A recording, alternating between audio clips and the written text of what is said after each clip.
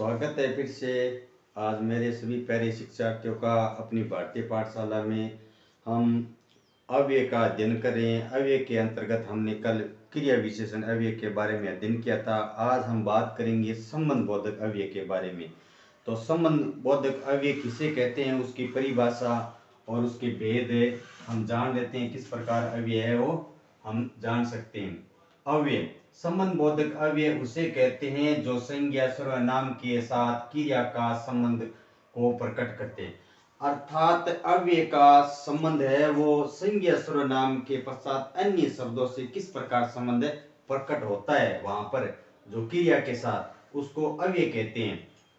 संबंध बोधक अव्यय जिसमें कारक चिन्ह के रूप में प्रयोग होगा।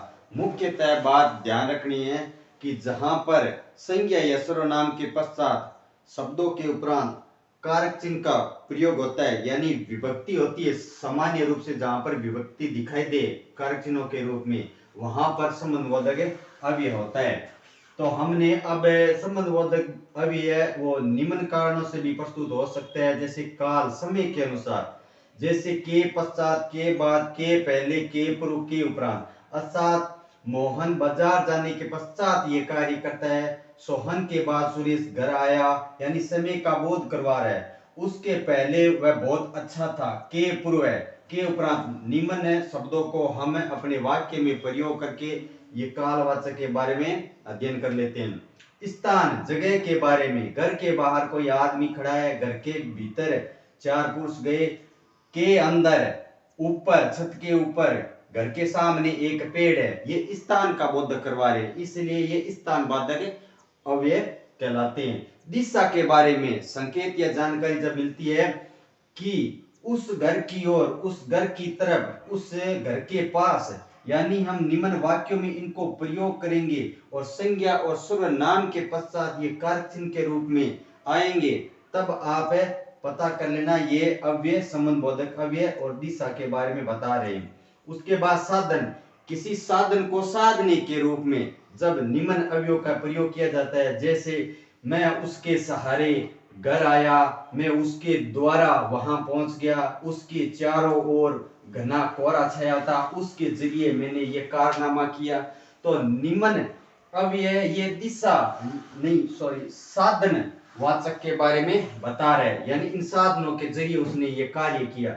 विरोध, जहां पर अव्यय के अंतर्गत विरोध झलकता है, जैसे इसके विपरीत अच्छा होता वो ये कार्य कर लेता, उसके खिलाफ मुझे ये करना चाहिए, इसके प्रतिकूल ये कार्य करना चाहिए, या इसके प्रतिकूल ये अच्छा है, ये निम्न संज्ञा और सर्वनाम के पश्चात जहां पर प्रयुक्त होते हैं वो विरोधवाचक अव्यय होते हैं, जो संबंध बोधक के घटक है। समानता, जिनमें समानता झलकती है, जैसे की तरफ, के समान, के सदृश, के तुल्य, के बराबर, उसके बराबर कोई नहीं है, उसकी तरह तुम भी अपने व्यवहार में परिवर्तन लेकर आओ, उसके समान तुम एक आदर्श व्यक्ति बनो, आदि समानतावाचक ये अव्यय संज्ञा सर्वनाम के पश्चात प्रयुक्त होते हैं। उसके बाद में है संबंधवाचक, जो दो शब्दों के बीच में या वस्तु के बीच में संबंध स्थापित करते हैं, जैसे के साथ, मैं मोहन के साथ बाजार गया, के साथ, यानी कारक चिन्ह के रूप में प्रयोग है। सभी बालकों के समेत अध्यापक भी विद्यालय में आए, सभी बालक अध्यापकों के संग विद्यालय में आए। तो इस प्रकार संबंधवाचक के रूप में सभी का होगा। विषयवाचक, के विषय में, के बारे में, की बाबत, हिंदी विषय के बारे में मुझे बहुत अच्छी जानकारी है, इसके बारे में मुझे कुछ पता नहीं है, इसके बाबत वह कार्य अच्छा है। तो निम्न को हम वाक्य में प्रयोग करेंगे तब पता चलेगा। हेतुवाचक, किसी कारण के विषय में जब ये बात कही जाए, के कारण, इसके कारण मुझे बहुत अपमानित होना पड़ा, उसके लिए मैं ये कोई सामान लेके जा रहा हूं, उसके निमित्त मुझे ये कार्य करना उचित होगा। तुलनावाचक, जहां पर किसी की तुलना की जाए, उसकी अपेक्षा तुम्हें ये कार्य करना चाहिए, उसके आगे और भी बहुत बड़ा कार्य है, तुम्हें वो संभल कर करना चाहिए।